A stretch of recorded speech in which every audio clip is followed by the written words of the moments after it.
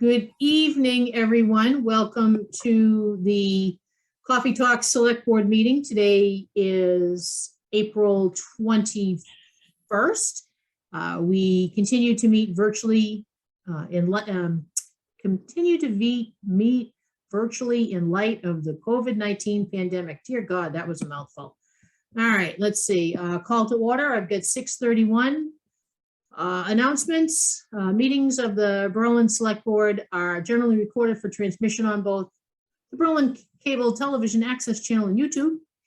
Your voice, image, and or telephone number may be recorded. So for those folks that are new, just 10 words or less, Coffee Talk. It's a more relaxed meeting that we have of the board. We don't deliberate. We don't vote. The main purpose here is to share information with you and entertain your questions and hear what's on your mind, keeps you up at night. What we're going to do is bring up a representative from the Berlin-Boylston School Committee regarding the November 22nd election.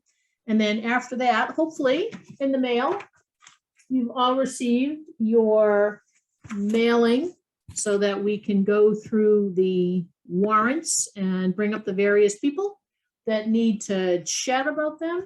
And we are on our way. Oh, there's Chris. Hello, Miss Chris. Hi there. All right. So first up is Mike. So Mike, if you want to unmute and there you are. How are you? Hey, I'm good. How are you? Thank you. Good. Thanks for coming. So Mike, we know that we have an upcoming election in November for an open school committee seat. So we wanted to give you, about 10, 15 minutes just to go through a little bit and share with the town where we are, what needs to happen, roles, responsibilities, upcoming meetings. As I mentioned in an email, this isn't your only opportunity to talk about this. I'm sure that we will have another coffee talk probably early fall and bring you on back, and you can spend a little bit more time, a little bit longer time, but I will open the floor to you.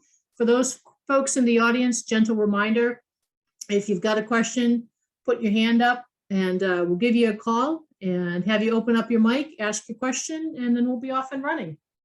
So over to you. Yeah, sure. Thanks for having me tonight.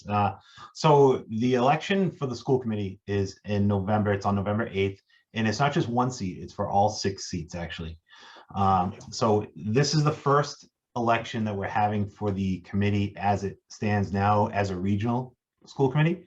So in 2019, the 2 towns, Boylston and Berlin, regionalized. And so there has been no election since then, but there will be now this year. November 8th is the election. So it's a little different than what's happened in the past. In the past, you might just vote for folks in your town and that's it. But since we're a regional district, it is governed by Massachusetts law, and folks, residents in Berlin will also be voting for school committee members in Boylston or from Boylston, and vice versa. Boylston will be voting for Berlin. And that's because it's a regional district. It's not a single town district anymore. It's a regional district. So there's 6 seats on the committee. All 6 seats will be up for election. And the way that works is Berlin gets 2 seats for 2-year terms and 1 seat for a 4-year term. Boylston gets the opposite, 2 seats for a 4-year term and 1 seat for a 2-year term. And that was decided back when the schools district was regionalized as part of the regional agreement. And then going forward, every 2 years, there will be an election. After this year, after this election, each seat will become 4 years. So every seat in subsequent elections will be up for 4 years. And that ensures that every 2 years, 3 of those seats are up for election. And it will go back and forth, the numbers of how many from each town. So that's how that math works on that. If anyone is interested in running for a seat, you just have to be a resident of the town, either town, Boylston or Berlin. And the process is like running for any seat. You go to the town clerk, you get papers, you collect signatures, town clerk certifies the signatures. And then once that happens, you submit to the state and your name goes on the ballot. We don't know exactly how many signatures we get. I believe they're thinking about 25. The paperwork has been sent into the state. We got confirmation from the state that they got it. And I heard at the end of last week that they would be sending those papers out this week. They could already be at the central office, but being school vacation week, they might not be in there to get them yet, but we should have some more information on that next week. So if you're interested in running, you decide which seat you want to run for, a 2-year or the 4-year seat. Take out the paperwork, get your signatures, send them in, get them certified, and then you can send them in to be on the ballot. We have some information. We've put a lot of information out about this in the past school committee meetings. We've got some on the district website. We've got a frequently asked questions document on their timeline document. We've got our most recent update on all this, on how this came to be, has been up there a couple meetings ago. We put that out there. And anybody who has any questions, feel free to ask them tonight. Send us an email, send Lori Hart, the chair of the committee. You can send her an email. Happy to answer any questions that you have, but that's the basics. We will be having an election this year, November 8th, I believe, with the state election. And anybody interested in running, please do so. Mike, are there any basic requirements that's besides being a resident of the town? Are there any other basic requirements, and I'm sure being 18 and above, that a school committee member, might want to have in their back pocket? I mean, in regard to what your experience might be, I mean, all sorts of different experiences, but as far as legally being able to run for a committee, you just have to meet those requirements. Live in the town, be old enough. I believe you have to be a registered voter in the town. But pretty straightforward. Any type of background that you might have, any experience you might have, that would be part of your campaign, I guess. So do you campaign in both towns? Do you campaign obviously in Berlin or in Boylston and then the other town too? You can. Yep, it's totally up to you how you want to do that. You can, since both towns will be voting for both for candidates from both towns. It might make sense to get your name out there in the other town, but definitely that's your choice. Okay. Chris, I'm going to put you on the spot here as a former school committee person.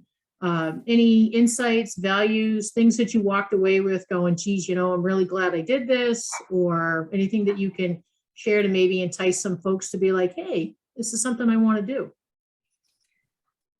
If you can hear me over my dogs,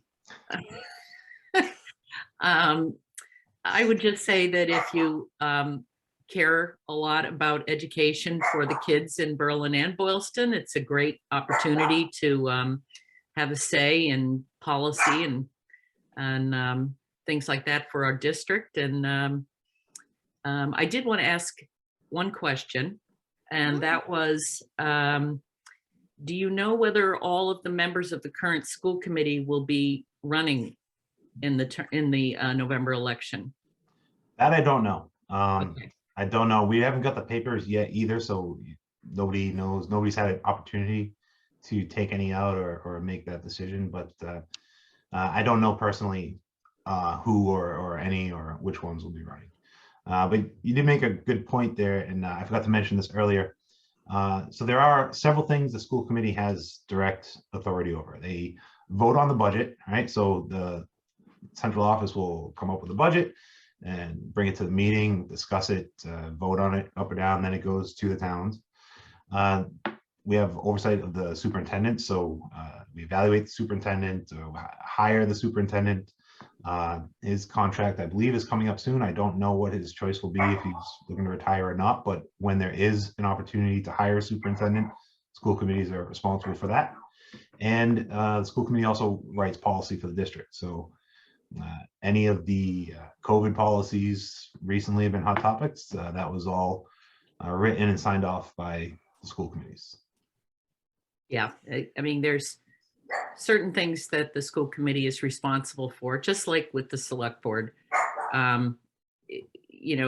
Policy, basically, budget, and really, once you get to know the different parts and who's responsible for what after you've been on maybe for a year or so, then you can help parents to go, to contact the person that they need to if they have a question about something.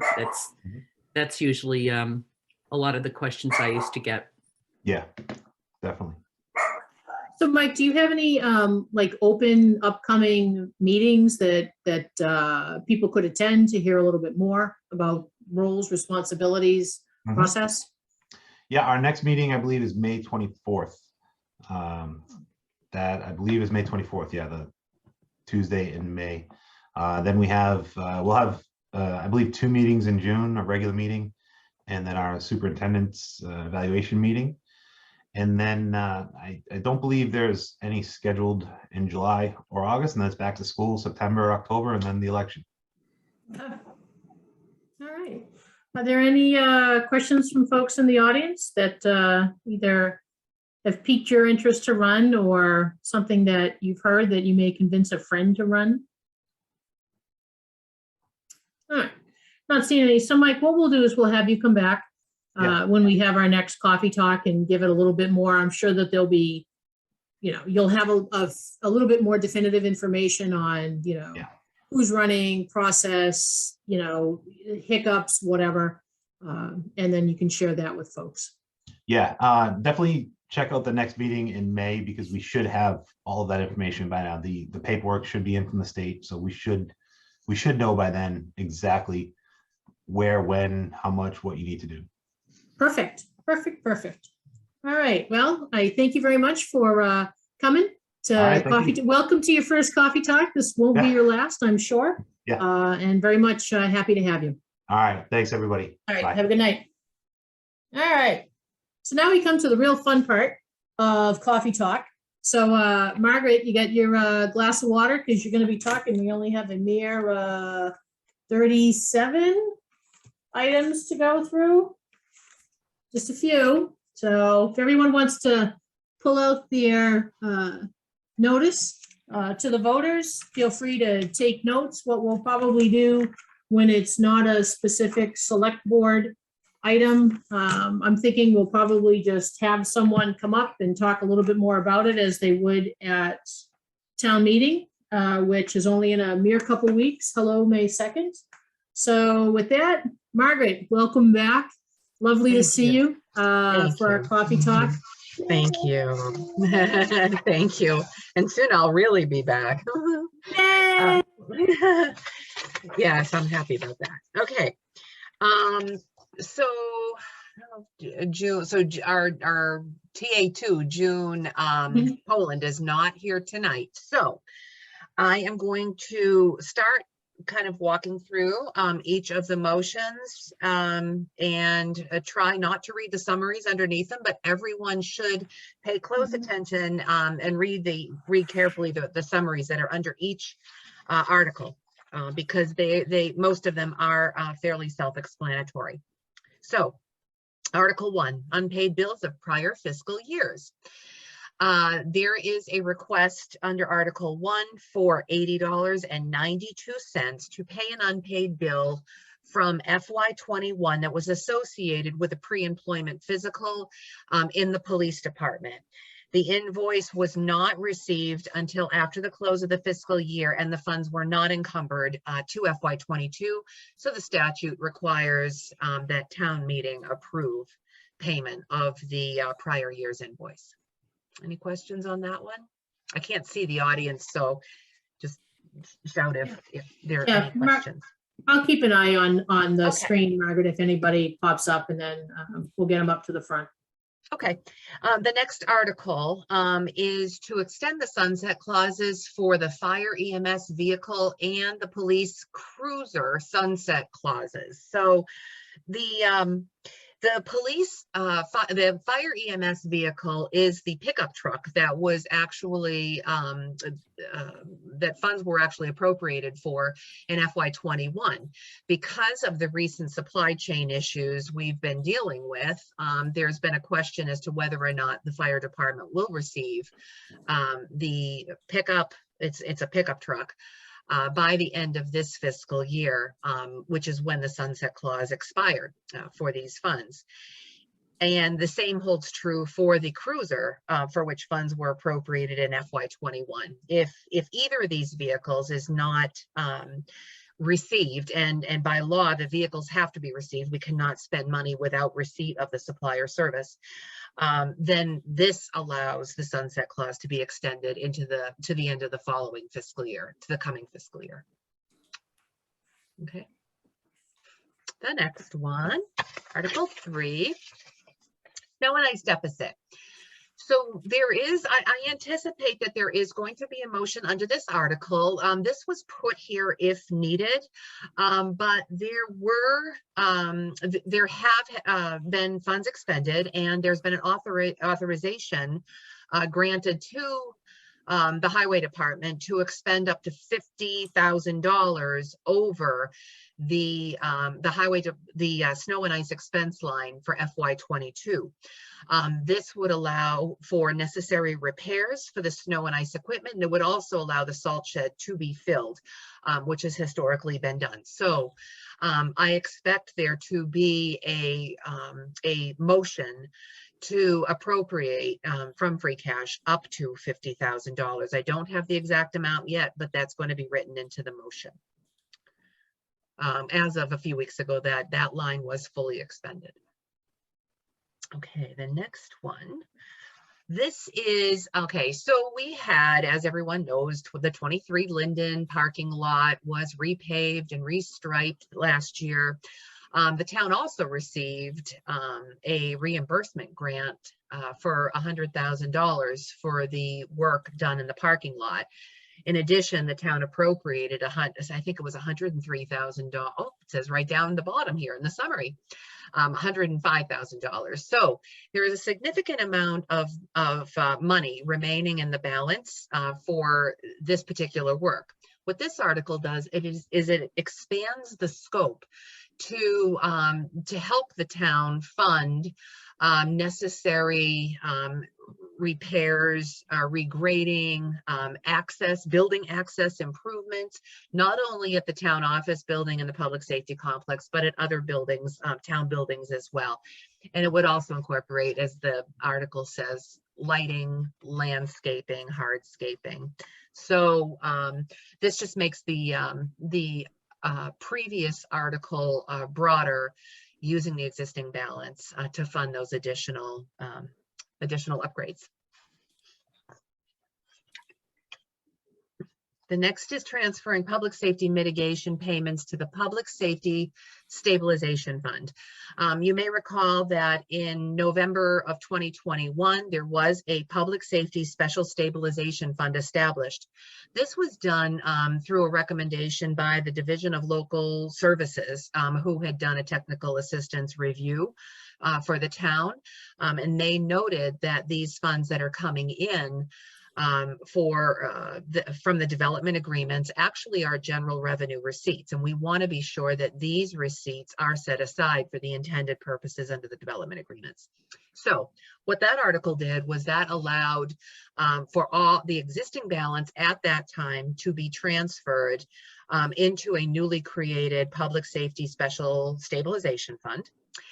And that article also allowed or provided that on July 1st, 2022, all funds received after that time would be automatically deposited to the Special Stabilization Fund. But it left this gap from November 8th, 2021 to July 30th, 2022. I mean, June 30th, 2022. So what we are going to do at this town meeting is we are going to take all the revenues that have been received from November 8th to June 30th, 2022, and deposit them into the Special Purpose Stabilization Fund for public safety purposes. This also expands the use of that fund to cover wages, training, equipment, and supply costs. Next. Police collective bargaining agreement funding.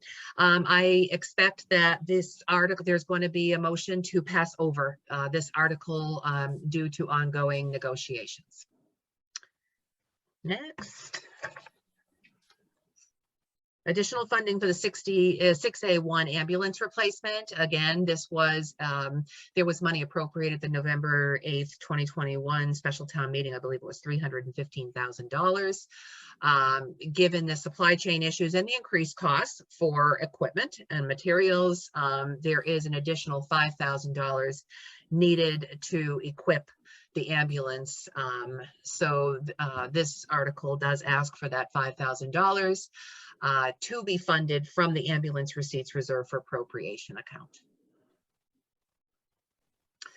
This next article, again, with the supply chain issues, with cost escalation, the project that was proposed and funds were appropriated for at the annual town meeting 2021 for meeting room upgrades, audio video meeting room upgrades.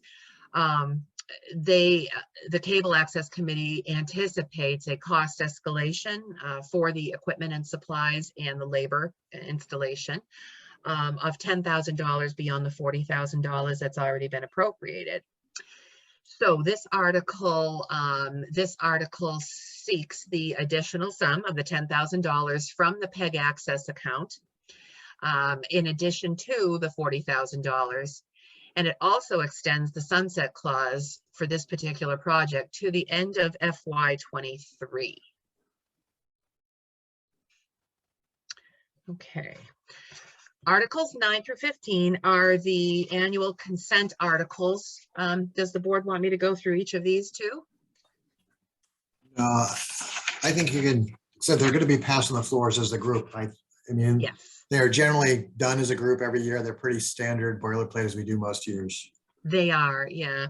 The most recent one that was added is it was added, I think was last spring, Article 15, if I'm not mistaken.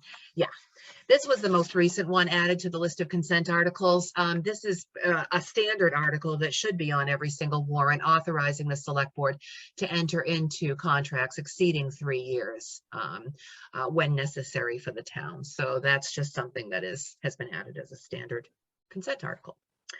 Article 16 is another standard article that appears every year. It's to hear any reports not included in the annual town report.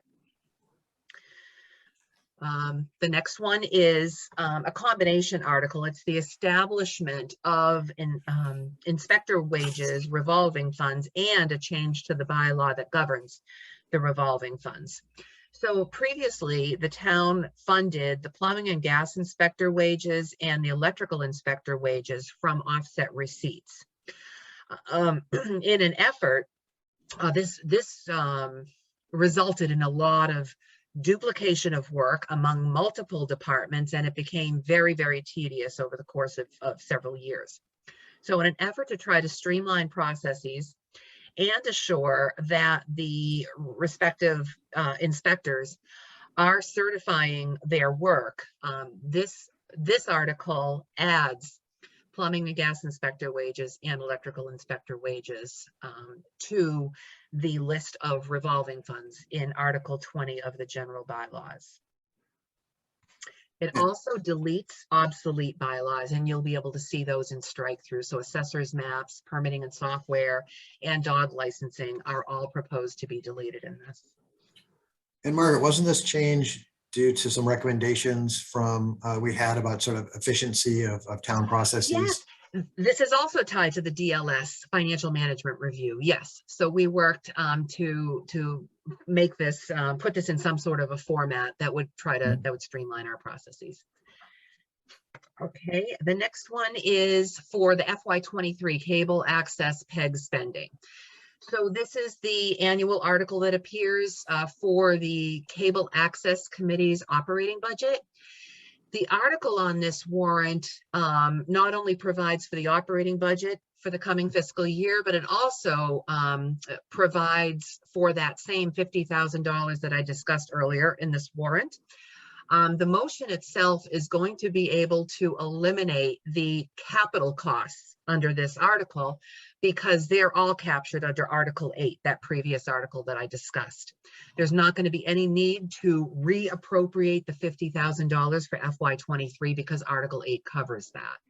So the motion that you'll see under this is going to be a bit streamlined and will cover just the operating budget for cable access. Oh, and here is where the finance committee can come in. But let me, oh, I'm sorry, is this just capital? Is it, oh, I said, no, it's not, it's capital. And I don't know if we have capital planning committee members here? If not, this article is very self-explanatory. It lists every single capital project or piece of equipment that has been recommended by the capital planning committee. The finance committee has recommended this unanimously, and the capital planning committee has recommended these items unanimously.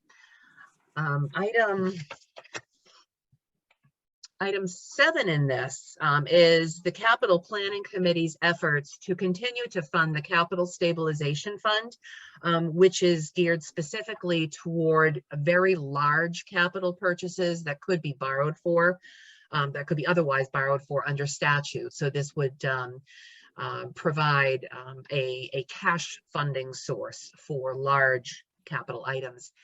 Does anybody have any questions on any particular? This is like the first significant payment we put into that fund, correct? No, this is not the first payment. And I wish I had my use of cash sheet in front of me. I might have it somewhere here. There was one from last year, wasn't there, at our town Oh, meeting I outside? did one. I did one for this year It too.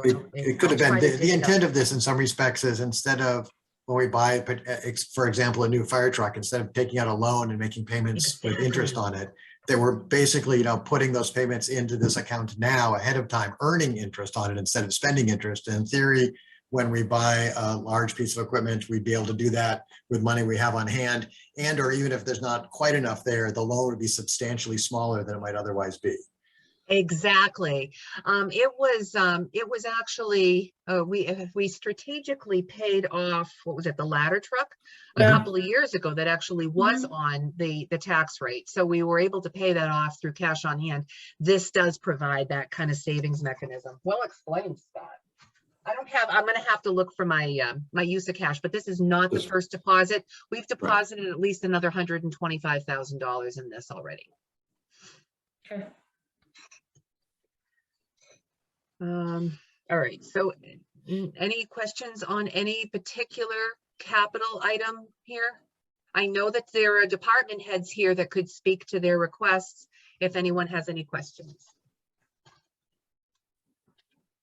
Not seeing any in the audience, Margaret. Okay. Then let's move on to budget. So the fiscal year 2023 budget, I am going to admit to an error on the headers on the recommended budget documents that were sent out. You should all have received those, but if you look carefully at the headers on pages 2 to 5, they say FY22. So what we are going to do, as I do the motions, we are going to assure that we refer to the recommended FY23 column in the Finance Committee's recommended budget, so there's no confusion as to what year these recommended budget documents. I think what went to the voters in the mail today, I can show that on the screen. I think I caught that before it went to the press. 3. Oh, Yeah, good. I was gonna say, it doesn't, it seems right in the paper copy. Yes, excellent. Yeah. Okay, good. Because when I finished drafting, I was so focused, well, June and I both, we were so focused on the numbers themselves. So yeah, so good. Thank you for catching that, Mary. Good. All right. I guess I can just, is there a member of the Finance Committee here that wants to speak to the budget? If not, I can just simply note bottom line changes. So the recommended budget is $14,728,485. An overall increase from FY22 of $381,863, or a 2.7% increase over FY22. Voters can review their recommended budget documents, and you can clearly see where there are increases, what the percent increase or decrease is in each of the on each of the budget lines and each of the budget sections. Margaret, would you say year over year, Berlin and all the departments have been doing a fairly decent job on keeping costs down, and it's not, a run to the checkbook for something Oh. shiny and new because we can, type of thing? I can absolutely attest to the fact that over the past few years, especially with COVID, once COVID hit, you know, all bets were off. So we were extremely conservative. And honestly, that conservative approach is showing in our increased amounts of free cash over the past couple of years, because departments have been diligent in spending only what they need to spend. We have been conservative with budgeting overall. This year actually is, there's probably, this is the first year over the past few years that we have actually added one full-time position. And even that position has been created through the elimination of a part-time position. So it became a combined position to bolster highway staffing. Highway staffing had not increased in the prior 20 years. So it's a necessary increase in this budget. But yes, Peg, to answer your question, And we're likely looking at some increases going forward because there are, as the demands on town government increase, both from existing citizens, the size of the town increasing, and the complexity of federal and state rules increasing, that there are some areas where some administrative support to help out departments like highway and fire and even the town administrator with HR related stuff, that anyone out there who does their hiring knows that it takes a lot more energy these days to search for employees and go through them. And the regulations for government to hire is even more onerous because there are more required checks on them. And so we're likely seeing that. I mean, in some respects, yeah, we have a $588,000 increase over last year, but over 400,000 of that comes from just the schools. And so if you think of that across the entire rest of government, including cost of living raises, which weren't huge, and just the inflation that we're seeing all over the place, we did it all for about 160,000, which is just great among the town administrator and town departments. Agreed. And I think the biggest one too, you know, pre or during COVID, you know, if you drove by the hotel at the Rotary to Nowhere, you could see that it was fairly sparse, you know, but if you're looking at, you know, the FY22 budget, it was around $6,000 that we were anticipating for hotel rooms tax. And now we're, you know, it's at 95,000 at a whopping, you know, 1,483% increase. So, you know, that has definitely helped out the town of Berlin, where now the hotel is able to kick in and bring us back to levels that I think we saw either equal to or fairly close BC before COVID. Okay, thank you. All right, where are we at? We are at community 21. preservation. Yep. 21, and I am hoping that someone from the Community Preservation Committee is here to speak to their budget. Well, let's see. I see. Feel like the lady from Romper Room. I see Carolyn McDonald. I think she's CPA. And I'm not seeing Okay. anyone else. All right. So the voters have seen this particular article before. Every year, the Community Preservation Committee does need to establish its budget for the coming fiscal year. I'm not going to get too in depth because I think that's something that the chair should probably explain. But there are but appropriations in the community preservation budget. There's an appropriation for administrative expenses. The Community Preservation Committee is actively advertising for a community preservation assistant at the moment to help them with budget tracking, project monitoring, and things like that. And then there is an amount under the appropriations. It says for the budgeted reserve. That is an amount that goes into the general CPA fund that can be used for any legitimate CPA project purposes.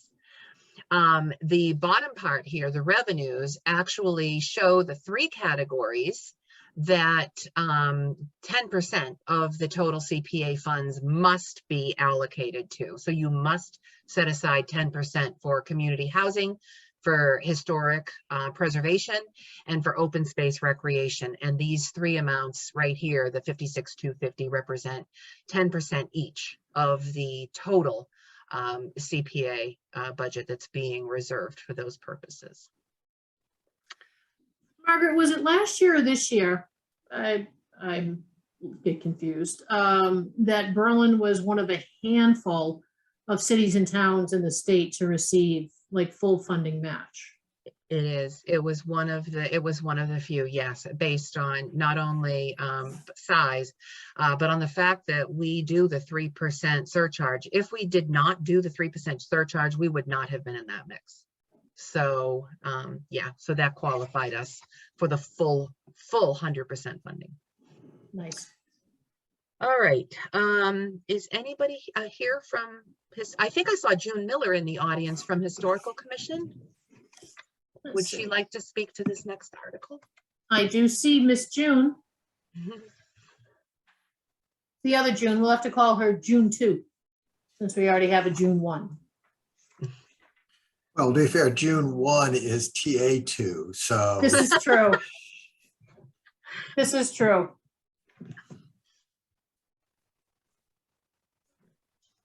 Okay, I'm going to mute myself while June presents. Okay.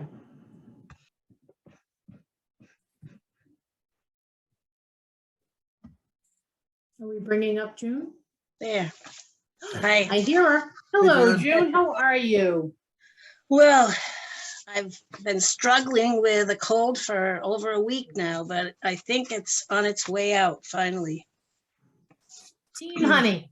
Tea and honey. That'll get you Tea and through. honey, yeah, and lemon sometimes, yeah.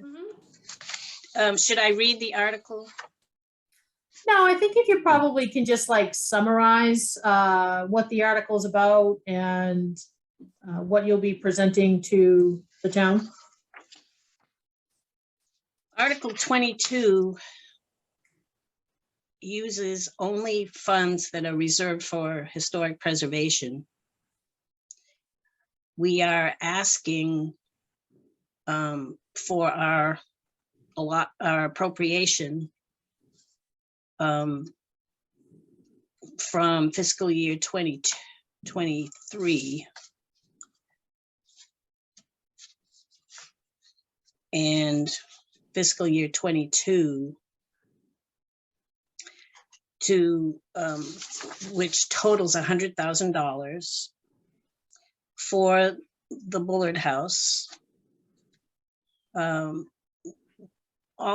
of this article is to allow 30,000 of last November's article that was passed to rehabilitate the foundation at the Bullard House. We've asked for $30,000 of that appropriation funding to cover architectural services. When we drafted that article, we weren't aware that we would need about 15% of a project's cost to use to secure architectural services. There are two things at work here. One is that we are leveraging CPA money to apply for a Mass Historical Commission grant, a matching grant. And if you, to process that, you have to state that in your warrant article, your CPA warrant article, and you also have to make sure that your architectural monies are not part of that leverage money. The development grants that the MHC offers will not cover architectural services. So we're balancing these two issues, and it was a little struggle for us, but anyway, the article addresses that. And we're hoping that if it passes, we will be able to move along with the foundation work and any understructure work that has been identified by a second supplemental report by Squaw Hollow, Tim Walhuter's Squaw Hollow. I've been trying to use to get the assistance of an architect, Dan Barton, who worked at 19 Carter and who did a lot of the prep work for the town hall addition to help us frame how to move forward, because we have engineering issues as well as, which is basically a subset of the architectural services. So we're hoping to pull that all together so that we can make some progress to build on the sill rehabilitation that's already been accomplished. So June, if this warrant passes, what are you looking at ish for completion date for the work that this money would take care of?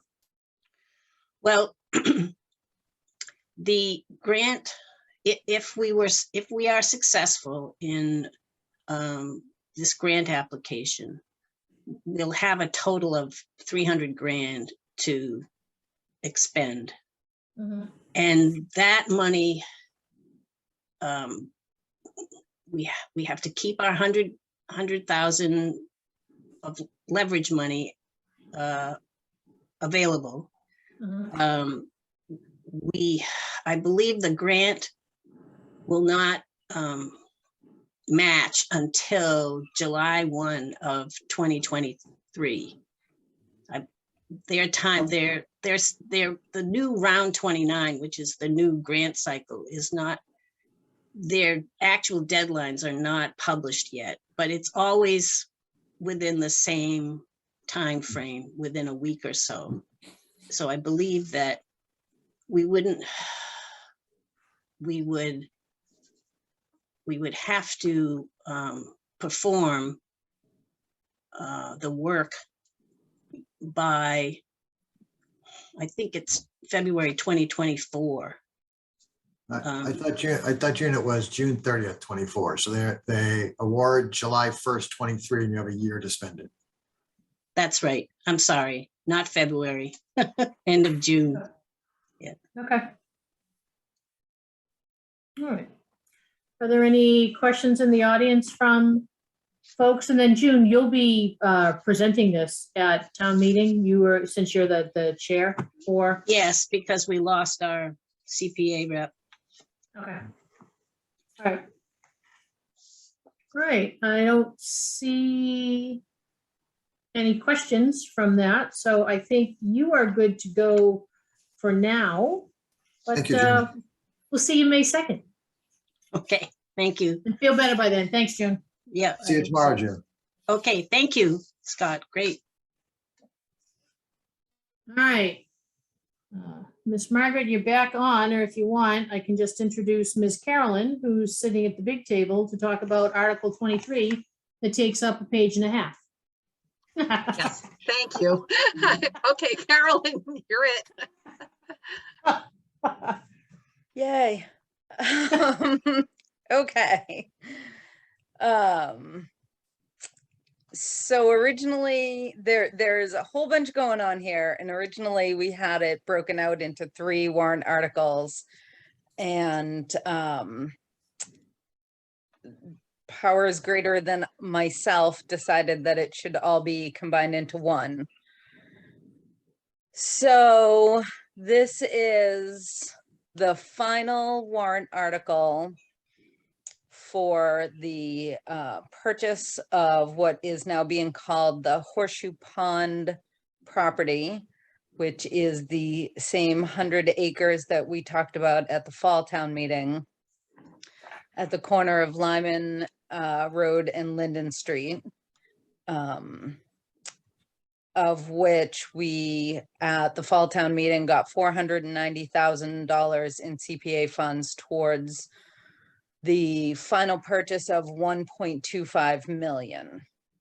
And And it's broken out there where who somebody's pointing to, and it's also broken out further down in the summary of the article. So the main components of this is there's part of this is asking for $350,000 from CPA for this year. Part of it is asking for us to be able to spend $260,000 from the Conservation Commission's Open Space Fund. That will leave us just under 25,000, which we didn't drain that account completely because we all know there's going to be lawyers' fees involved in this.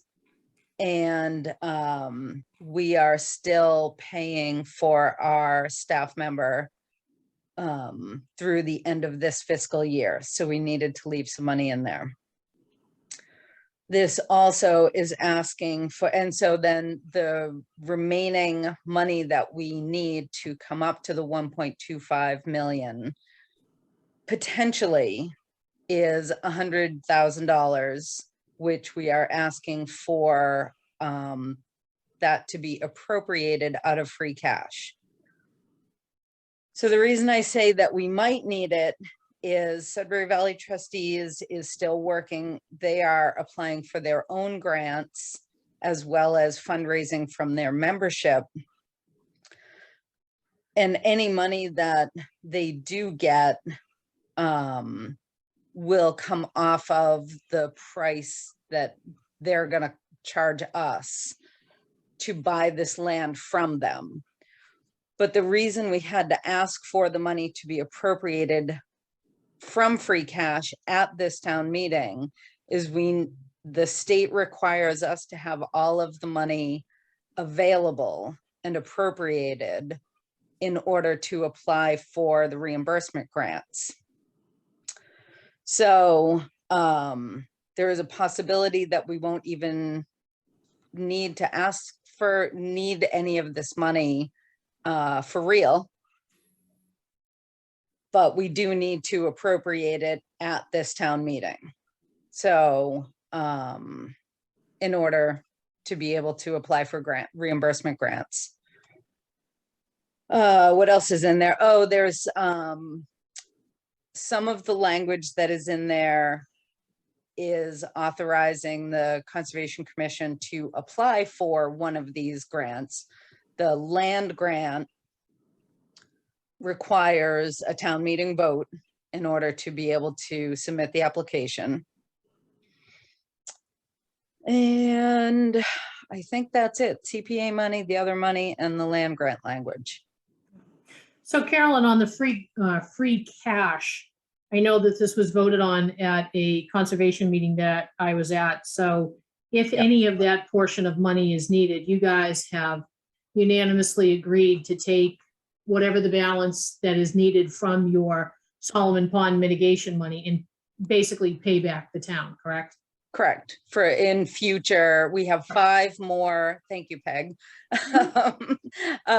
We have 5 more $50,000 payments coming from Solomon Pond, theoretically over the next 5 years.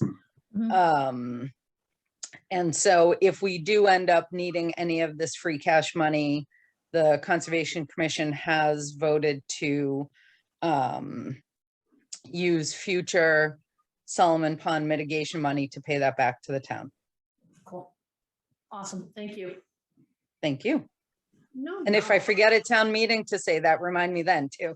No, I'm just going to wave at you. You'll know. So, you know, Carolyn, when you look over and I do this, I'm not saying hi. So there you go. That'll be our code. I'm going to have to make notes. I'll just hold a sign. There you go.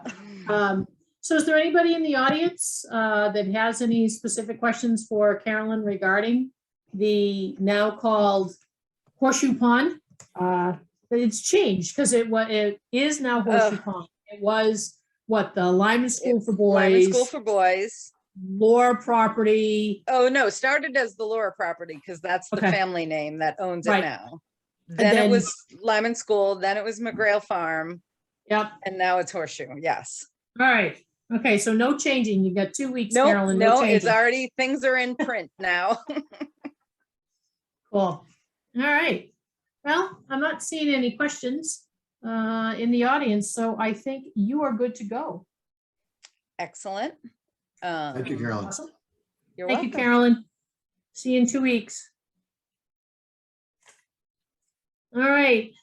TA1, back to you for Article 24, tax deferral interest rate reduction. Dennis should be here. And Molly is here. So if you could please promote Molly to speak to this. I thought Dennis was supposed to be here too. I don't see There's Dennis. Dennis. Oh, there he is. Yeah, and they can speak to this article. Okay.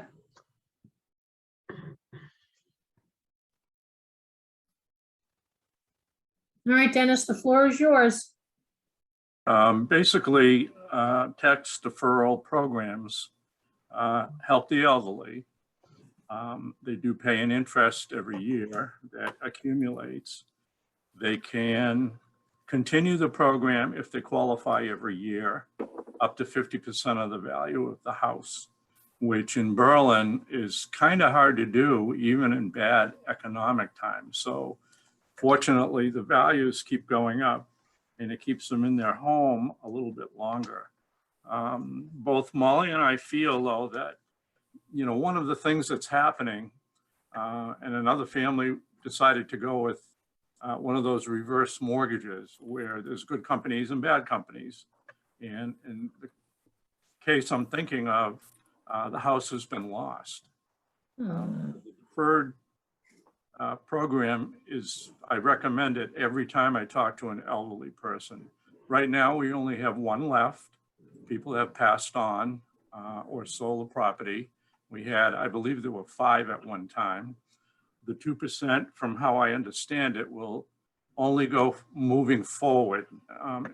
And the one that we have hasn't done it for 4 or 5 years now, because we've been dealing with a family member that's decided to keep the current taxes current for mom.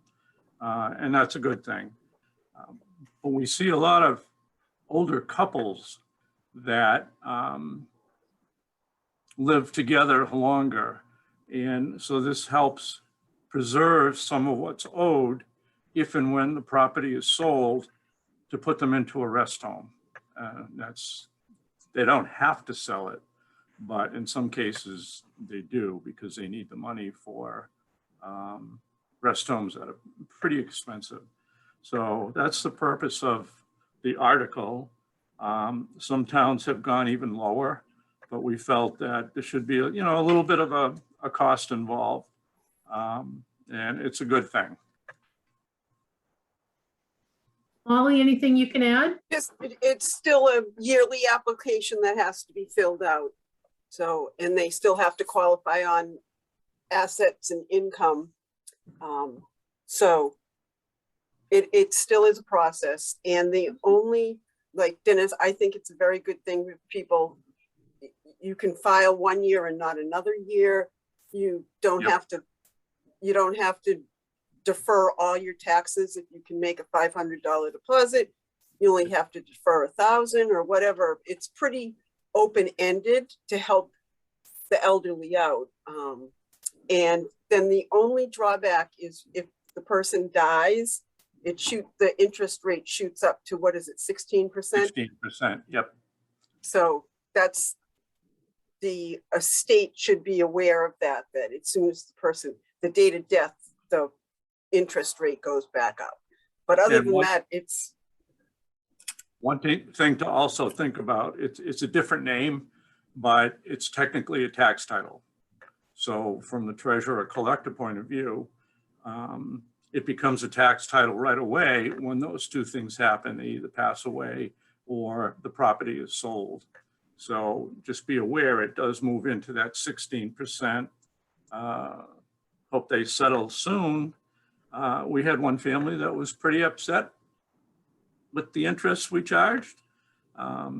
But most families, including in my personal whatever, the children want mom and dad to live comfortably and don't really care about their inheritance. So, but it takes all kinds. That's it. All right. Not seeing any questions. Scott, Chris, didn't know if you had any? No, No. nope. All right. It's a good one. All right. So Molly, Dennis, thank you. See you in 2 weeks. All right.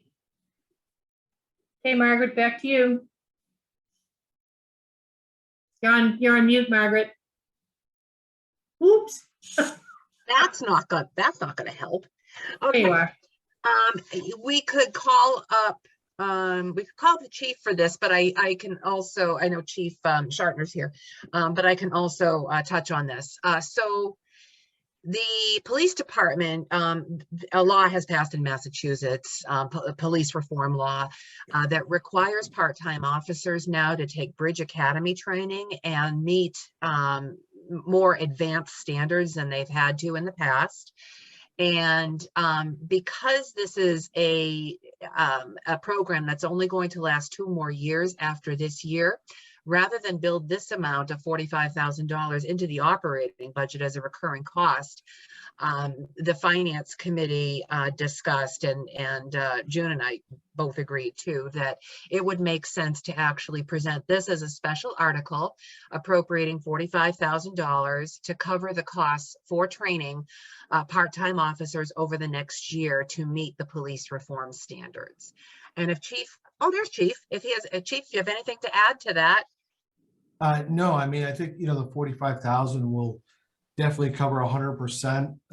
But we have to take into account too, that some of this work can be done while they're on duty. So I don't expect to expend 45,000. So that is the worst case scenario, in my opinion. Okay, I don't see any questions on that one. Okay, the next is general. Oh, there we go. Go on. So Chief, let's say part-time officer, Hong Kong Fooey, starts to go through the training and then decides, don't want to work for Berlin anymore. I'm going to go work for insert large city name here. Is there any recouping of that cost that is spent on Officer Hong Kong Fooey, or is that just gone? And we hope that there's enough so when the next officer steps up to take this training, that there's money there for him or her. Most of our part-time staff, I'm going to refer to them as lifers. They've been here for years upon years. And the newer staff that we hired, obviously we can't force them to stay here, but they've made verbal commitments that this is where they're going to be. We can't stop them from gaining employment in other communities. There's a possibility once they finish this that another chief may sign a waiver and take them on full-time somewhere.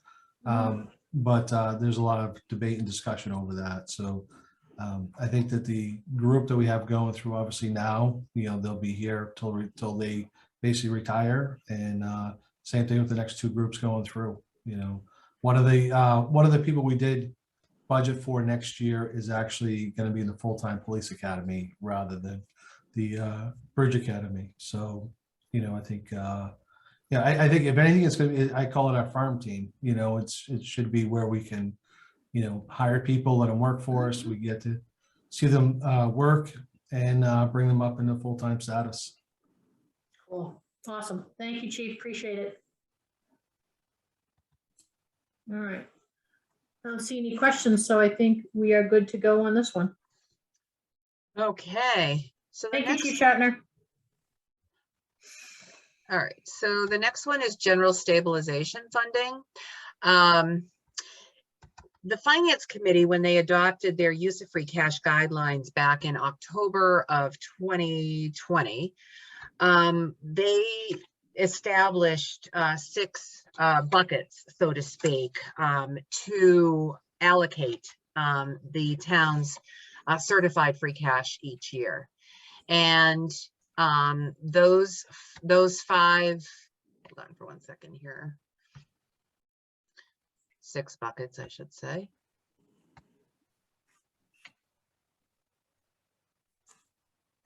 For some reason okay, hold on. There we are.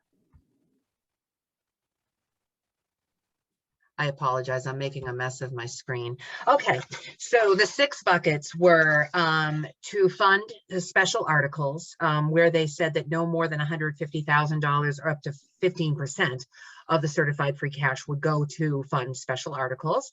That would include things like the snow and ice deficit or well, whatever we have, police reform, things like that.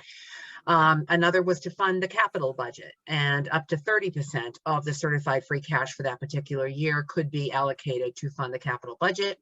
Another one was to capital stabilization. We just talked about that under the capital budget article, where the finance committee said not less than 10%, and that amount that's being put into capital stabilization does represent 10% of our net free cash this year. Another was to OPEB, and we're going to be talking about OPEB in a little bit in another article. Another was to general stabilization, which is this one, and that was 10% of the annual certified free cash to maintain or exceed DOR recommended the cash reserves threshold. So the amount of money that is recommended by the finance committee to be put into general stabilization funding is $197,614, the same amount that we saw in the capital article to go to capital stabilization. This would bring, and what I was trying to do while I was looking for Zoom was find my use of cash sheet. This would bring our general stabilization balance from $1.2 million up to about a little over $1.4 million. So it gives us a really healthy stabilization as a rainy day fund to stabilize any extraordinary financial issues or to use during for extreme emergencies. I think I explained that. It used to require a 2/3 vote to put money into stabilization and take out money, but now it only requires a majority vote to put money into stabilization. So that would be a majority vote. Okay, the next one is statute acceptance to establish a municipal affordable housing trust fund. And I hope that, I think I saw Tom Sanford in the audience. Yes, he's there. Okay, Yes, he's hopefully there. and Eloise is also here. I don't know if she'd like to speak to this one as well as a member of the Housing Partnership.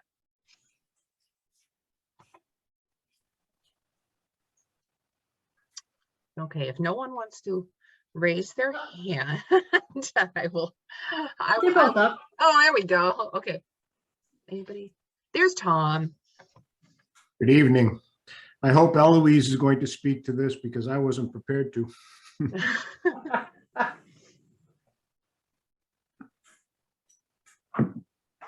So, all right. Right now, and Eloise can correct me if I'm wrong. Right now, we have a municipal housing partnership, and the housing partnership has made great strides in toward efforts of preserving affordable housing units and maintaining our over 10% threshold of affordable housing. What this would do is actually formalize the town's, formalize a structure and a funding source to put toward affordable housing in order to protect it in perpetuity. It would be governed by a board of trustees. It's all outlined in the handout that's going to town meeting. There are the specific powers that are outlined in the handout. I wish I could really give you a lot more detail, but unfortunately, I think Tim Wheeler was probably the. I thought the intent of this is that the town has worked quite hard to get above that affordable housing threshold. Yeah. And we'd hate to accidentally fall below it. And so it is, setting up the structures that allow us to preserve the affordable housing that we've put in place as a town and continue to be one of the few towns in this state that have managed to live up to what the state feels our requirements are. Yes. Well put, Scott. And the trust, the trustees that would oversee this fund would actually have broader authority than the housing partnership would have, in that they would be able to allocate funds for the creation of affordable housing and the protection of it. So It looks like both Eloise and Carolyn have their hands up to speak better to this. good.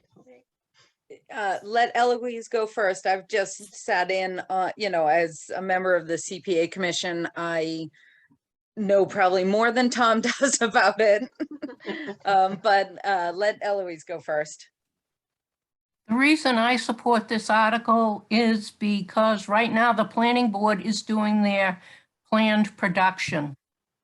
And this fits right in with that.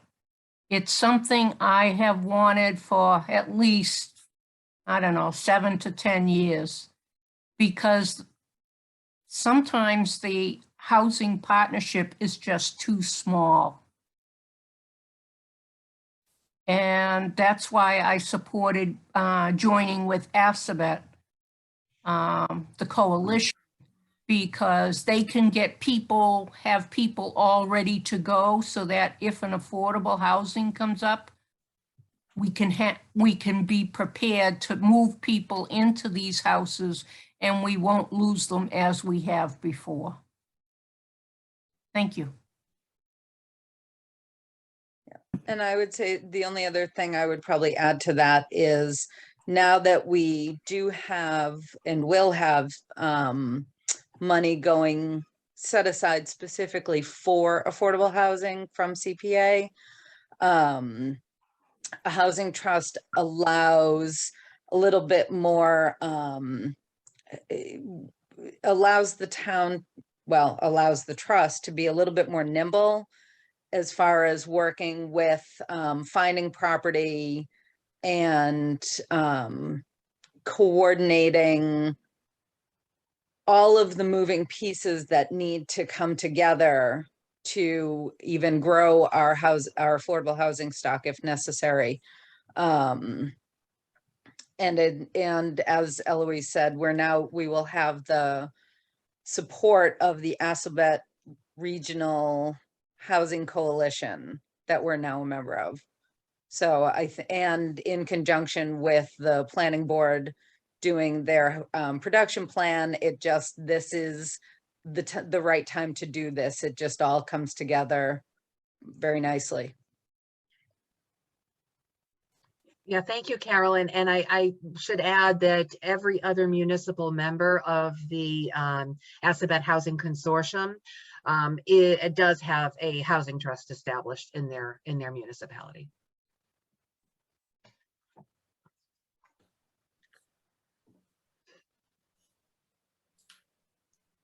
Any questions? No, don't see any. Thank you, Eloise, Carolyn, You're welcome. Thank you, Tom. and Tom. And Tom for just being Tom's there. here for zoning. Tom. Yeah, don't go anywhere. Mhm.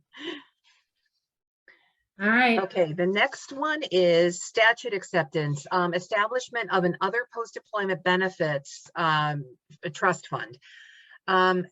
Richard Hanks is here as the chair of the Insurance Advisory Committee, just to speak to the article. And before he starts, I just want to, I know OPEB can be a foreign concept to a lot of people because it really is only a term that would be familiar in governmental settings. So I just want to define, I want to give you the definition of OPEB, other post-employment benefits, or OPEB refers to the cost of retirees' group health insurance and life insurance plans. And I'm going to actually read from this because I got it from the statute. In Massachusetts, governmental units, including municipalities, school districts, and others, may pre-fund OPEB under Mass General Law, Chapter 32B, Section 20, which is what this article refers to. And such pre-funding is recommended by the Governmental Accounting Standards Board, which is abbreviated GASB, G-A-S-B.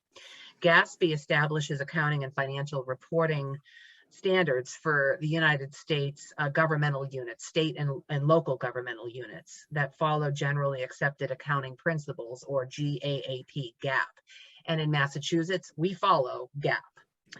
Under Mass General Law, Chapter 32B, Section 20, an other post-employment benefits liability trust fund, or an OPEB fund, is a trust fund established for the deposit of gifts, grants, appropriations, and other funds for the 1, benefit of retired employees and their dependents, 2, payment of required contributions by the unit to the group health insurance benefits provided to employees and their dependents after retirement, and 3, reduction and elimination of the unfunded liability of the unit for such benefits.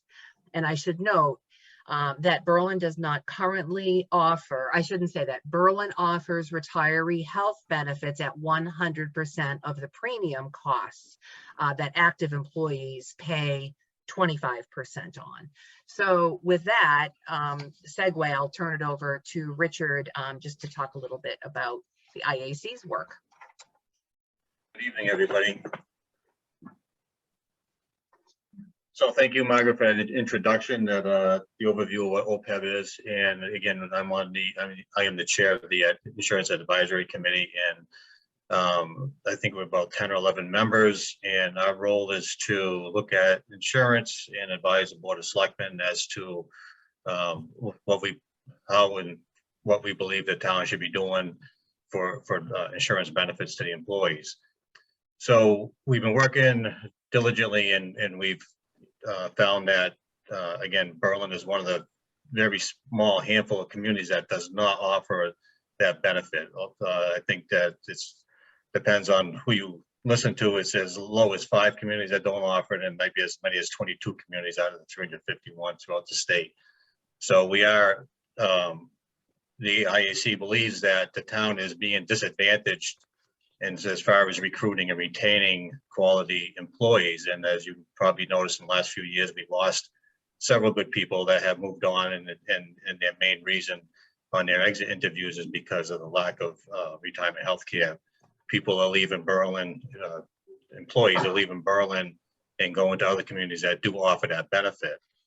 So we're looking at it, obviously the town wants to recruit, retain, and have the best employees you can financially afford. And people are this day and age, municipal employees are very hard to come by. People aren't getting into municipal work, and people are potentially bypassing Berlin and going to surrounding communities for their employment. So we've done some extensive studies. The town did have an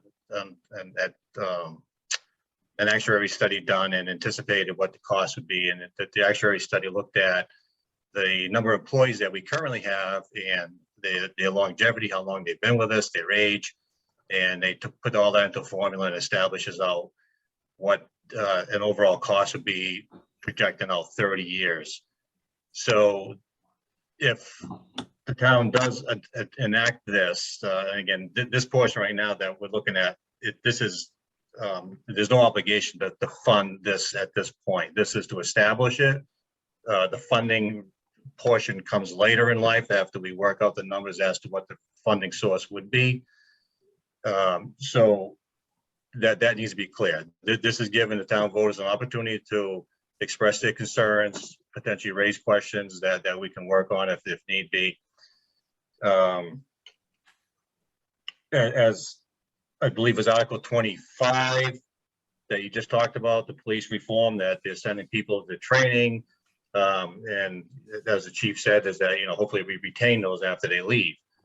So a lot of police officers, again, when they finally get a job, they may use Berlin as a stepping stone, police, fire, highway, all the municipal jobs. You don't really want your town to be a stepping stone, just a training ground for employees. So, if it comes down to benefits as a reason why people leave, and then we feel it's important that the town does look at this benefit. So that we have established a lot of different means of funding it. As Margaret said, the Finance Committee has set aside 10% from stabilization to go towards this. That alone would cover the cost of this. Free cash. Thank you. Thank you. And some of the other things that we're looking at is plan modifications to the insurance plan so that the employees would pay, would have reduced benefits on our healthcare as we have it now, so that some of that money would help offset it. We come up with about 7 or 8 different funding sources, so we believe that it would be a very minimal cost overall to taxpayers. All right, I want to reiterate one of the pieces that Richard said, and it's specifically with this article. This article only accepts the statute that establishes the OPEB trust fund. It does not fund it. It does not establish a board of trustees for it. And it does not provide for any kind of strategic funding down the road. It only establishes it. It would have to come later to work on funding, establishing the trustees and their functions, investments. And of course, this select board would simultaneously have to adopt retiree health insurance policies. Correct. Thank you for clarifying. Right. And if I could say, you know, I came on the select board really sort of opposed to going down this way. And I think the Insurance Advisory Committee and Rich have done a great job of answering my tough questions and doing the research that have moved me to being sort of highly skeptical. But even as I'm skeptical, I think this article is worthy of passing. I think it's important to have it at town meeting. It gives us our first opportunity to have some sort of town-wide discussions on this matter and see where the voters fall on it.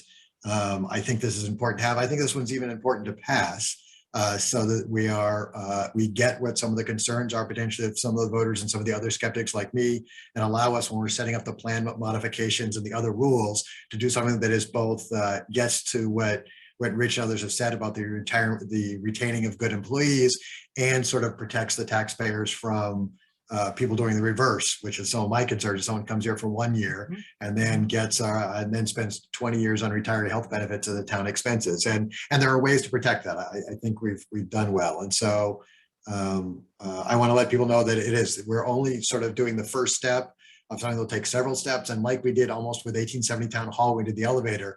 It is important at each step as we go along to do some education, get some questions that will help inform the next step, where we can get some more questions and get to more stuff. Because I think if we came to the town with this already baked and all the policies in place, a lot of people would freak out and probably have some really great ideas on how to make it better. And so again, I think it's important to have it on the town meeting this year, and I think it's important to try to pass. Agreed, Scott. Nicely said. Yes, thank you, Scott. Okay. Other than, okay, Richard, I don't know if you're prepared to discuss any kind of potential down the road funding mechanisms. I know this is kind of outside of the scope of this particular article because we're not talking funding at this point, but other than what the Finance Committee had included in their use of free cash guidelines, has there been any other thought to funding down the road? I know Dennis had mentioned something as well regarding Worcester County retirement, where they are actually trying to, Dennis, I don't know if you wanted to touch on the Worcester County retirement catch up. Yeah, basically, for sins of the past, mostly, the amount of money that we pay should be a lot less than what we do every year. And it's projected to go up between now and, I have my little chart here, 2036. And at which time their actuaries feel that they'll be 100% funded. So for 37, the only amount we'll be paying in supposedly would be what we take from the employees' paychecks. Mass teacher retirement has been like that for many years. And we never contributed to that when we had Berlin Memorial School. That's their goal. And the amount of money we're paying in excess would cover, and the good thing is the people that would be hired now, you have to go at least 10 years now to qualify for retirement, which will be one of the hooks for qualifying for any kind of retirement benefits. And that would bring us into the mid 30s, early 30s, and we could shift approximately $229,000 a year from the Worcester catch-up over to putting money in for the OPEB. And that's down the road. There are also a couple other things that I discovered when I studied the, what were they called? Mass Taxpayer Foundation. One of the things that would make it affordable right now for every town would be to up the amount of hours you have to work to qualify for the benefits to 27, because part-time people actually will take more out of retirement benefits than people that have worked 20 or 30 years and retire when they're older. And also spousal coverage comes up. So there's a few things that we're going to look into to see if they're legal or not, or if you can make them legal. And that's all I have on that. So it's a long-term funding source that we hope will happen. It should happen. And Richard, you had others, right? Yeah, we did. We come up with numerous other things, and one of them is so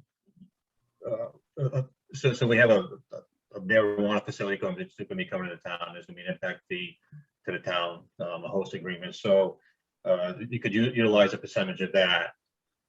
Another one is the pilot program on the solar farm. There's going to be some revenue coming in from that could be utilized. And I understand that these are not long term. They're not but you know, they could be used at the beginning to help build the fund, so that we have some money to invest for that future dollar for the longer term employees.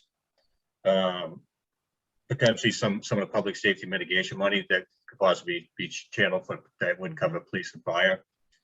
As we spoke earlier, a percentage of free cash. There's also the room tax, which is relatively new to us. I know they just said they're expecting 96,000 this year. So if you utilize a percentage of that, I'm just kind of showing like almost like diversified portfolios, so to speak, that if you pull a little bit from here and there and everything else, so it's not just draining from one, and so you have other things to fall back on to should something else happen. Again, we looked at plan modifications, that changing the health plan so that we pay higher deductibles and higher co-pays. You know, that was a savings about $34,000 a year if we did that. And there's also the question about elected officials, whether or not they, none of the plans, none of the scenarios had elected officials drawing retirement health care. It's only for the employees that are 20+ hours a week. So at some point, and again, this is a policy decision of the town and the board. Elected officials are eligible for health care, and if that benefit was to be reduced or eliminated, there could be a cost savings there as well. And again, but that's strictly a policy procedure that the select board would have to look into if they wanted to alter that. So there's about 7 or 8 different ideas right there. And again, not saying that any one is the best one, but again, we're kind of looking at it again like a balanced portfolio, that if you pull from various funds in the areas that you're not just putting everything into one basket. And you know, this is just the beginning of ideas that we have, and we can keep working on the policy of who would qualify, how many years of service they have to have.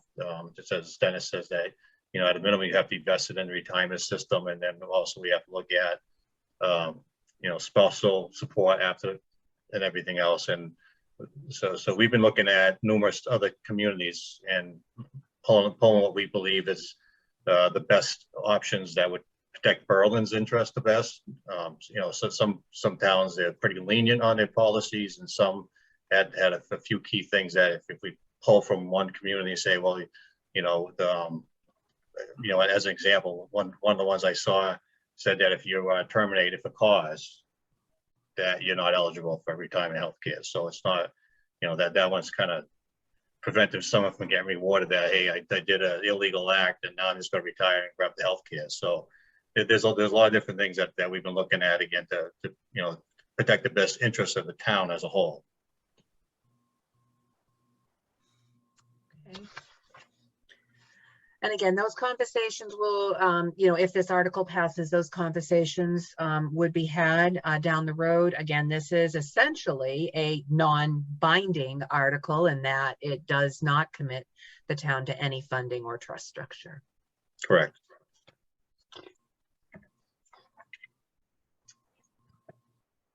I just say, I want to thank the Insurance Advisory Committee for doing such wonderful work this year and really helping out to look into this. So just thank you. No, you're welcome. We'll continue our work. We'll keep moving forward. And again, we'll, you know, to try and come up with what's the best solution for everybody involved. Yeah. Thank you again. You're welcome.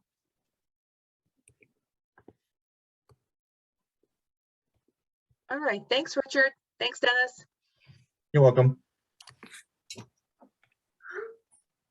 So personnel bylaw, at first I'm thinking, why is Kevin here? And then I realize Kevin is Claire, or at least I think Kevin is Claire. So welcome, Mrs. Pond. Lovely to hear you. Maybe. I don't know if Claire, I'm happy to talk. I'm happy to go over the article with Claire if she'd like. It really is one section that I'm going to focus on. All right. Well, okay. I'll try to cover it. Okay. So this article seeks to amend the current article. It actually seeks to delete the entire Article 8 personnel and procedures bylaw in the general bylaws and replace it with the handout that's been sent out to voters. And that would provide that handout provides the proposed text of the new bylaw. For any voters that have not had a chance to look at the current personnel and procedures bylaw, the biggest change they would see is under Section 6, employee benefits. Right now, there are employee benefits that are cited that are very, very detailed, allowing little flexibility. And we've actually discovered this with new hires in the recent past. It allows us very little flexibility in onboarding new employees and having any flexibility whatsoever in the hire process.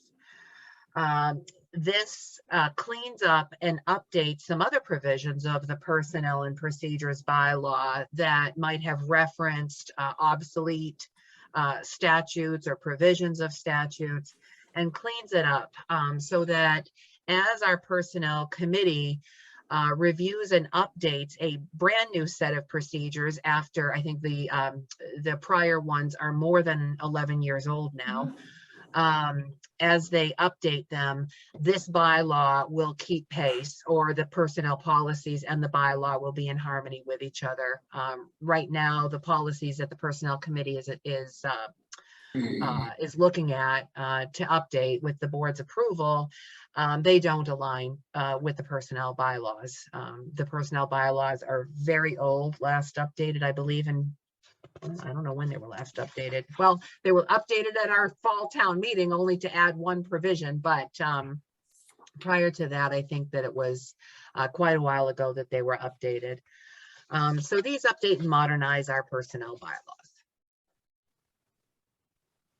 Oh, and it also, the previous, hi Claire, the existing personnel bylaws don't recognize a town administrator. And with the act and the town administrator as the personnel director, these bylaws incorporate that.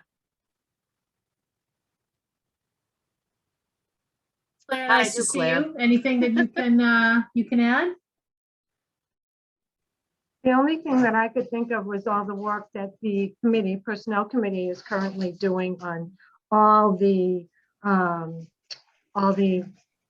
personnel policies and bylaws and everything. It's huge. I mean, the other night we're going through, I think it was like page 92 or something like that. So it's been a long haul, and I want to thank Margaret and June for helping us through this process, because they're the ones who live with it every single day. So thank you very much for all your help with everything.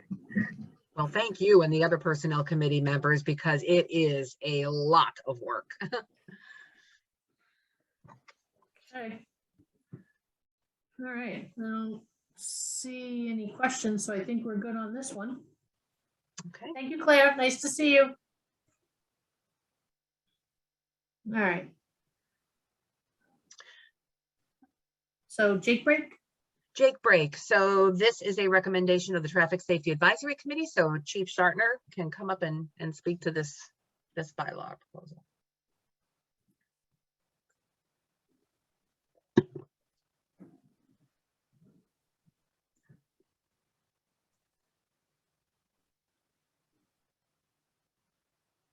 All right, did you call on me? I was just uploading.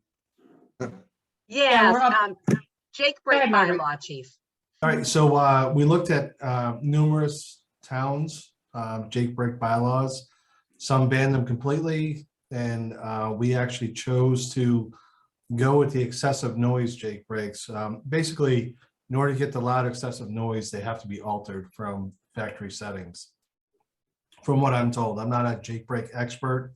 I can tell you we do hear them often, especially if I have my window open in the office. We do hear them quite a bit.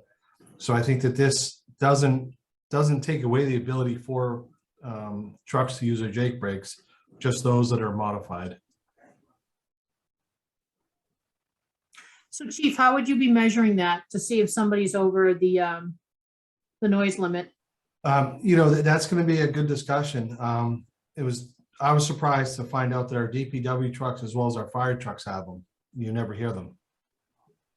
You know, it's a very, very minor, you know, once they told me that I started listening, I could hear it, but it was very, very minor, you know, sound. So basically we see those trucks with the large pipes coming out of the sides of them. Those are modified exhaust, which becomes a modified Jake brake. When they use the Jake brake is a engine brake where it compresses the air to slow the motor down, which slows the truck down. So, you know, there's definitely gonna be some training on it. I am gonna reach out to the local police department that does have certified people, basically like the state police truck team. And also reach out to them, and we'll definitely have some training on it so we can have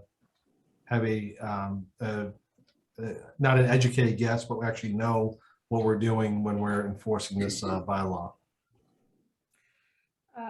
I know it may be too early to ask, but do you anticipate any additional costs that are going to be necessary to measure the noise?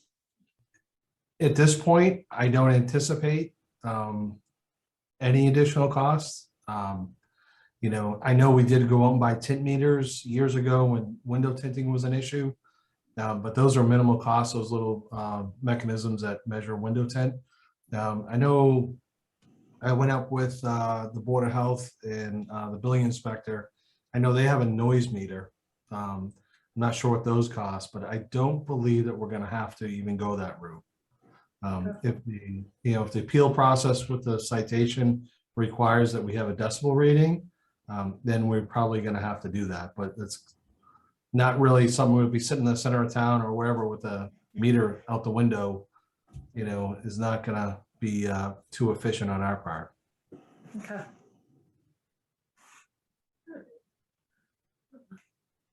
And thank you for doing this. I know one of the residents who lives in the center of town, unfortunately on the corner where you head into Clinton, there, you know, there were comments that were made to me that they could actually feel the windows, you know, doing this when they put the brakes on. So yeah, I mean, that's what, honestly, that's why half the time I have to close my window in the morning. Even if I want the fresh air, I gotta close the window in the morning because it's too distracting. yeah. All right. I don't see any questions in the audience.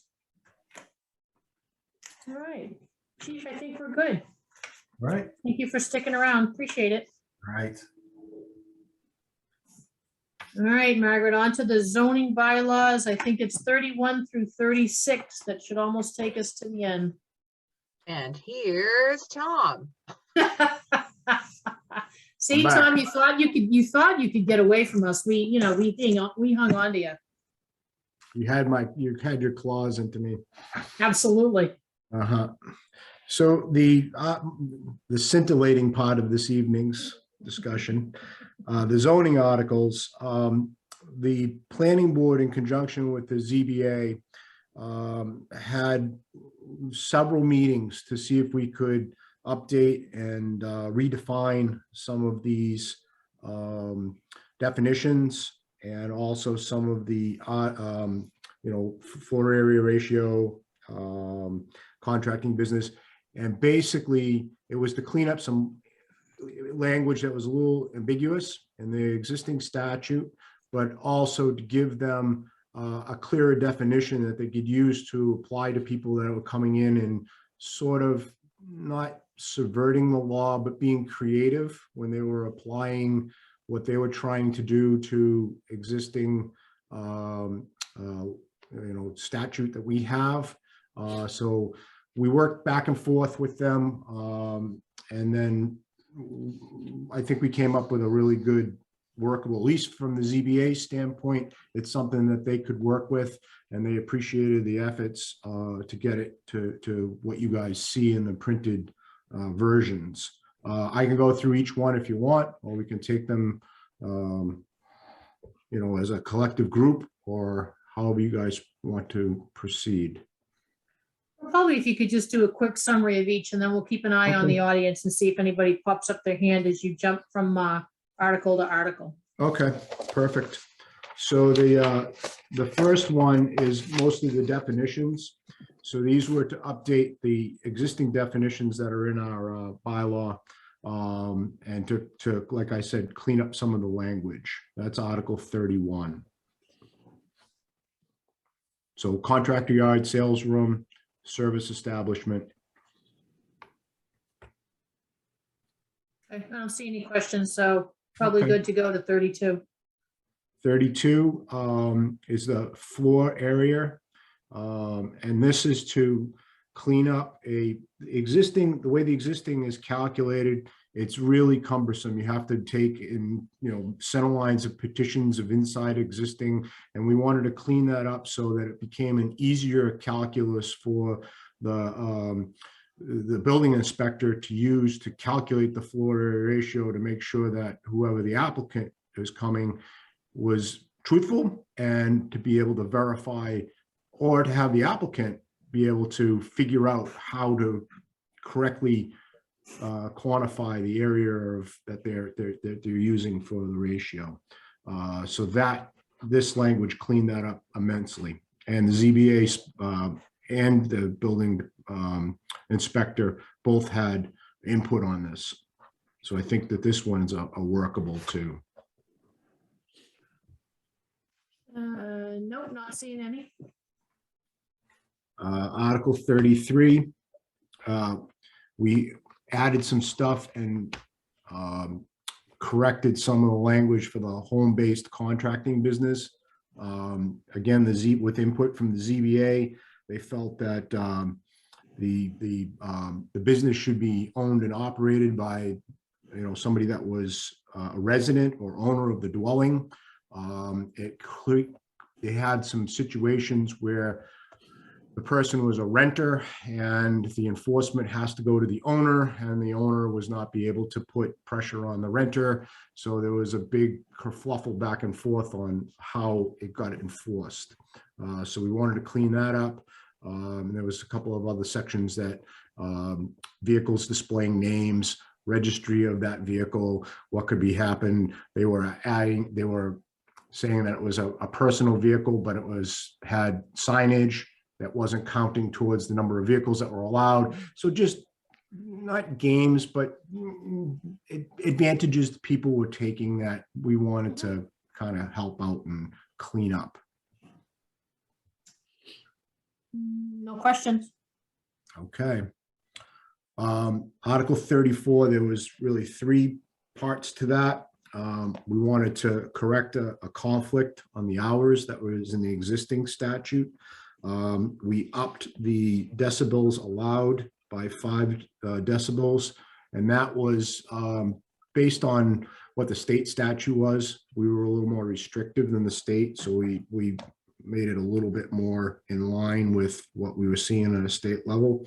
And then the final part is to see if this grew out of the complaint at 19 Carter. And we were trying to see if we could put something together that made sense. So if there was, you know, a permit issued, that it could be, you know, for a long term, it didn't have to be a single event, didn't have to be burdensome on anybody's part, and then gave some clear definition to what was going on with noise.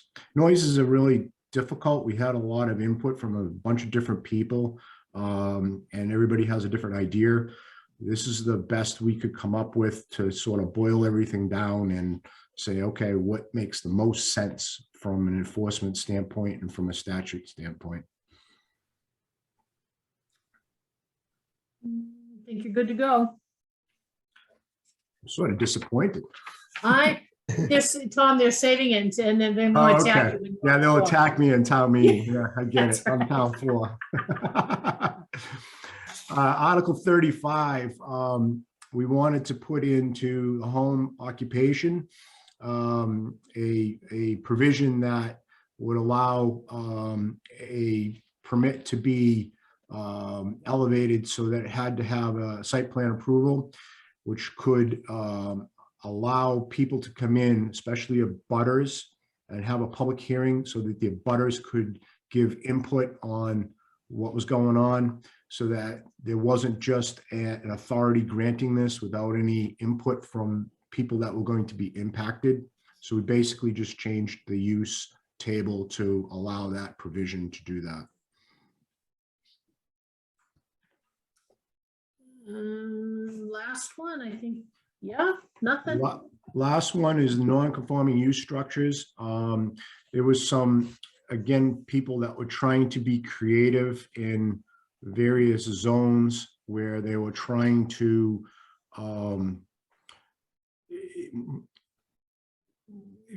creatively expand a non-conforming use. And so what we tried to do was tighten the definition, give a clearer understanding of what's allowed, especially in non-conforming, and what is not allowed, and to quantify abandonment for non-use and a reversion to non-conformity. So basically, it gives the building inspector more clear definition of how to interpret what they were trying to do, and then also that it gives somebody that's trying to do something an understanding of what we will be holding as a litmus test to them for some of their creative additions and, you know, changes to uses that, you know, non-conforming use. So we're hoping that this, again, with conjunction of ZBA and the building department, makes it a little bit clearer for people to enforce what's going on. Oh. Tom, well done, because there wasn't a single question, so. Either everybody's asleep or they're waiting to sandbag me at town meeting. So Yeah. either way, we'll be prepared. You know what, just bring up Mr. Wheeler with you, so you know you can tag in on all the articles. Or There you these go. are well-reasoned, well laid out and explained, you know, bylaw changes. They're all done for clarity's sake. I don't think any of these like radically change government. Yeah, well, you know, it's especially with the ZBA, they have a very tough job, and you know, we're the ones that control this process. So to work with them and to listen to their concerns and say, hey, we can't make this, you know, what you wrote just doesn't work for us. So, you know, we were sympathetic, and they have a thankless job. They really do. And so anything that we can do to help them out, you know, we're all for it. That's what I was just going to say, Tom, is I really appreciate the fact that you and the ZBA, your planning board and the ZBA are working together and are communicating very well. We're trying. All right. Well, I think we're good. Thank you, Tom. Appreciate you being here. Nice to see you. Yep, nice to see you. All right, see you in 2 weeks. Bye now. Bye-bye. All right. So we are down to our final article. 2 hours later, but we're good. So Margaret? You're on mute. Eloise has There been you go. promoted and I think she's prepared to speak to this article. All righty. Nice to see you, Eloise. Come on down. Oops. Yeah. Is she on mute? Is she- There she Thank is. you. The absentee ballots are available. We were able to do them today. So if anybody needs an absentee ballot, they need to send me notice. There is a form. If not, use an email. I respond.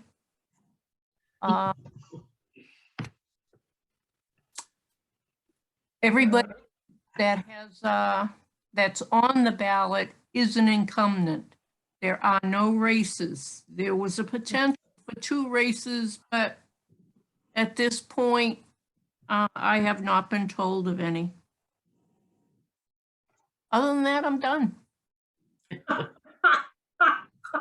any questions?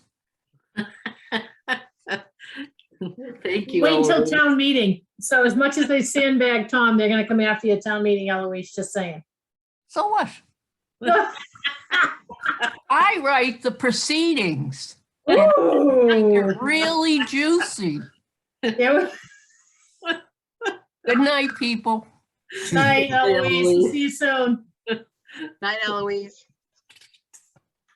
All right, well, that brings us to the end of our town warrant. Yay. Any final words on Oh, this? I know on this, I think we should remind people of Earth Day cleanup on Saturday. Ah, yes. That is correct, because today is actually Earth Day. That's right. And there are bags around town. I think there's some at the transfer station, general store maybe. I don't know if there's any at the town offices. Usually they leave a box full in the vestibule. Louise was here. She's I gone. was gonna say, Luis was here because I was gonna ask what Yeah. times people will be down at, and where they're usually over by the old railroad station. Yes, Like and for that's runners where I to think it is Sign up again. your road and pick up your bags and say hi to a couple neighbors and help make the town clean. And again, to Fred and his Oh, yeah. crew for going around and picking up the big yellow trash bags. Thank you for doing that in advance. The town always looks cleaner. I just wish that Earth Day was every day for that. I feel bad, Peg. I'm not going to be able to be doing my cleanup on Linden Street this time. Well, if you want, Margaret, I'll Oh. drive you. I'll Fred drive has you. his We'll hand open up. the door. We'll throw you out. We'll pull you back in. I'll do it. When I come back, I'll do a delayed Earth Day myself. Oh, Save me here a comes, bag. there you go. Here's Mr. Fred. Well, Margaret, that'll coincide with the building cleanup, so we're all good. There you Hello, go. Can you hear hello, me? Senior Fred. Can you hear me? Yes. Absolutely. Okay, just since Luis isn't here, Earth Day starts, the cleanup is 9 a.m. to 2 p.m. And you can actually pick up yellow bags. It's gonna start from 223 West Street, Bridge Realty. So that's kind of like the headquarters for the whole cleanup is where you're gonna sign up there, pick a road. And hopefully we're gonna get a copy of the street so we can follow behind and collect all the goodies. Have fun with those goodies. Yeah. Well, and I know that, Bob Blair, oh, there he is. He's still here. He's Mr., like garbage cleanup. I'm going 18 miles into the woods to find that one can of like Schlitz beer that has been sitting there for 4 years. So everyone who participates, thank you for making the town a little bit cleaner and a little bit sparklier this weekend. And I don't know what the weather is for Saturday. I believe it's supposed to be okay. Let me check weather today. Might be cool, but I thought it was supposed to be clear. All right, so I get picking up Boylston weather here. Saturday, high of 63, low of 44, 0% precipitation, and mostly sunny. So good to go, folks. All right. All right. Well, I think that's it. I mean, before we go, are there any? Mary has her Mary's hand got up. a hand up. What up, Mary? Just clickers return again and indoors at Berlin Memorial School, not outdoors. Correct. Right. At 6:30. Thankfully, I was reminded of that, or Peg would have strolled through the door about 7:15. So yeah, it's like right there for 6:30. So don't forget to. Well, I'm Don't forget glad to be you there. pointed that out because I probably would have strolled in late too. See? Mary, is the board posted for 6 o'clock? That Yeah, evening? I'll double check that, but yes, generally the board meets before. Yeah. Okay. Just in case you have any business to This do. wasn't in the, so 6:30 wasn't in the bylaw? I mean, 7:30, whatever. It was 7:30 in the bylaw, and actually you're posted for 6:30. I'll move that down to 6. Right. We meet at 6. The town meeting's at 6:30. Yeah, and I think that it moved because last year we were outside and we were trying to play with the sunlight, but, and then never changed it. But hey, everyone gets home early on a Monday night, so not a bad thing. Okay. All right.